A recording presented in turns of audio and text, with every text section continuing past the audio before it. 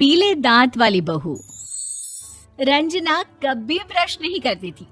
उसे कितनी बार उसके माँ बाप ने डांटा, लेकिन उसका कोई असर उस पर होता ही नहीं था, जिस कारण से उसके दांत पीले पीले हो जाते हैं। शादी के बाद अरे बहू, वैसे तो तुझ में कोई कमी नहीं है, पर तेरे दांत इतने पीले कैसे हैं बेटा? कैसे मतलब? कोई सर्जरी थोड़ी ना कराइए। वो तो क्या नाम, मैं ब्रश नहीं करती थी तो पीले हो गए। अब क्या करूं? आप कहें तो लाल करवा लूं या फिर काले? यार ये क्या है, क्यों माँ से लड़ रही हो? लड़ रही हूँ? अरे मैं लड़ रही हूँ या ये बोल रही है कि दांत पीले हैं, पीले। अरे तपस्या थोड़ी ना की है इन्हें पीले करने के लिए। बकायदा ब्रश नहीं किया है 20 साल तक, तब जाकर। छी, कैसी बात कर रही हो? ये उस वक्त तो पीले नहीं थे जब हम लोग तुम्हें देखने आए थे। अरे तब साफ करवा लिया होगा डेंटिस्ट के पास जाकर। अब देखो कैसे पीले पीले लग रहे हैं। रंजना सास की तरफ गुस्से से देखती है। फिर शुरू हो गई पीले पीले पीले। अरे पीले तो तब भी थे जब मेरे हाथ का रसगुल्ला उड़ा उड़ा कर खा रही थी और बोल रही थी, लड़की नहीं गुणों का खजाना दे रहे भाई साहब आप।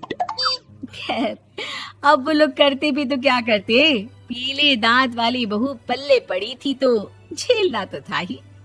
एक दिन कीर्तन में रंजना गाना गा रही थी।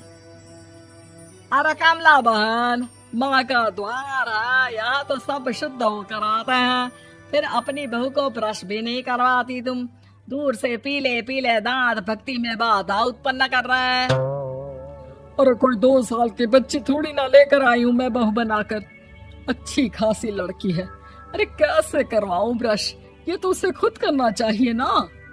अब माँ बाप तो इसके जैसे तैसे निपटा दिए, ये नहीं सोचा कि सास कैसे संभालेगी।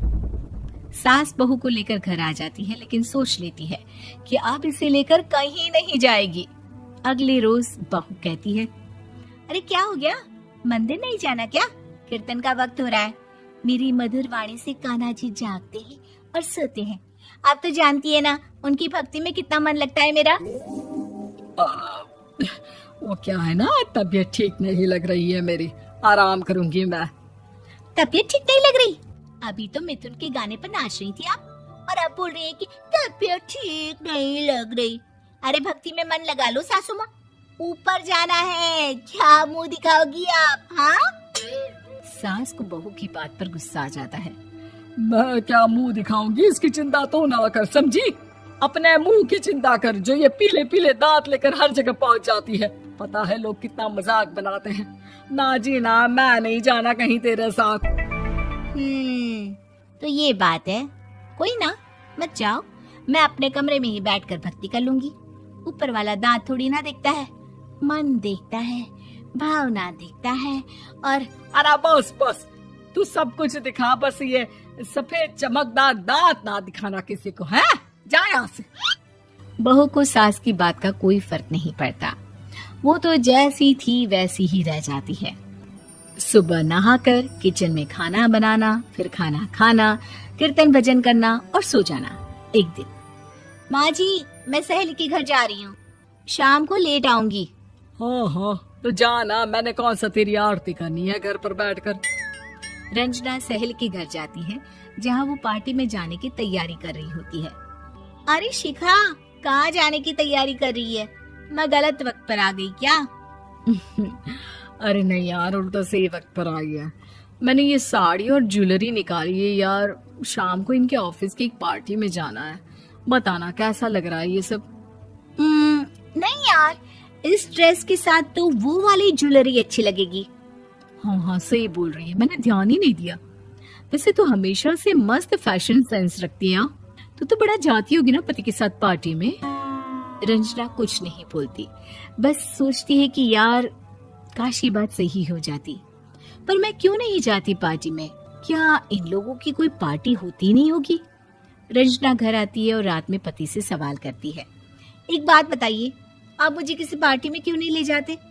क्या आपके यहाँ ऑफिस में पार्टी नहीं होती? पति बेचारा क्या कहता कि दांत पीले हैं तुम्हारे इसलिए। अरे कोई पार्टी होती नहीं हम लोगों के ऑफिस में, तो कहाँ से लेकर जाऊं? और मार्केट, मॉल, कहीं वीकेंड घूमना, कहीं तो। अरे यार सारे हफ्ते में एक छुट्टी मिलती है, तो सोचता हूँ कि आराम ही कर लूं। क्यों? रंजना मन मार के रह जाती है। पहले कभी सास के साथ मंदिर जाया करती थी, लेकिन वो भी सास ने ले जाना बंद कर दिया। घर बैठी बैठी रंजना बोर हो जाती है। तभी उसे आइडिया आता है और वो मायके जाने का सोचती है। सासू माँ, 2 दिनों के लिए मम्मी के घर जा रही हूँ। अच्छा ठीक है, आराम से जा। और हाँ, माँ से कुछ अच्छी आदत सीख कर आना कि कैसे शरीर के हर भाग की तरह दांतों की सफाई भी जरूरी होती है, समझी? शुरू हो गई ना आप। वो लोग आपकी तरह नहीं है कि छोटी छोटी बात का बतंगड़ बना दे। उन लोगों के लिए मैं मायने रखती हूँ, ना कि मेरे पीले पीले दांत। रंजना माँ को बिना बताए उन लोगों को सरप्राइज देती है, लेकिन जैसे ही वो दरवाजे पर पहुंचती है, अंदर देखती है कि घर वाले कहीं जा रहे होते हैं। अब माँ, काश रंजना दीदी के दांतों वाली प्रॉब्लम नहीं होती, तो वो भी हम लोगों के साथ चलती ना बुआ जी की बेटी की शादी में। हाँ बेटा, लेकिन अब उसे कौन समझाए कि उसको उसके पीले दांत नहीं दिखते, लेकिन उसके आसपास के लोगों को कितना एम्बैरेसिंग फील कराते हैं। मुझे तो कितनी बार उसके स्कूल की टीचर ने शिकायत की कि उसके साथ कोई लड़की बैठना भी नहीं चाहती, और ना ही कॉलेज में कोई उससे बात करना चाहता था। लेकिन पता नहीं क्यों उसे ये बात समझ में ही नहीं आती। कोई कमी नहीं है उस लड़की में, बस यही कि दांत पीले हैं। वो तो भला हो जीजा जी और उनकी माँ का, जो दीदी को जैसी है वैसे ही रखा हुआ है। रंजना को अपने घर वालों की बात सुनकर बहुत दुख होता है। वो सोचती है कि वो क्या करे, लेकिन फिर वो सीधा डेंटिस्ट के पास जाती है, अपने दांत चमकाती है और कसम खाती है कि वो रोज ब्रश करेगी। अरे क्या हो गया? तुम तो 2 दिनों के लिए गई थी ना। पर कोई ना, अच्छा है, चलो आ गई तो। रंजना सास के सामने आकर खड़ी हो जाती है और पूरी स्माइल करती है, उसके चमकदार दांतों को दिखाती हुई। हैं?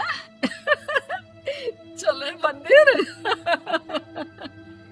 माँ, मुझे माफ कर दीजिए, मैंने आप लोगों को बहुत एम्बैरेसिंग फील करवाया।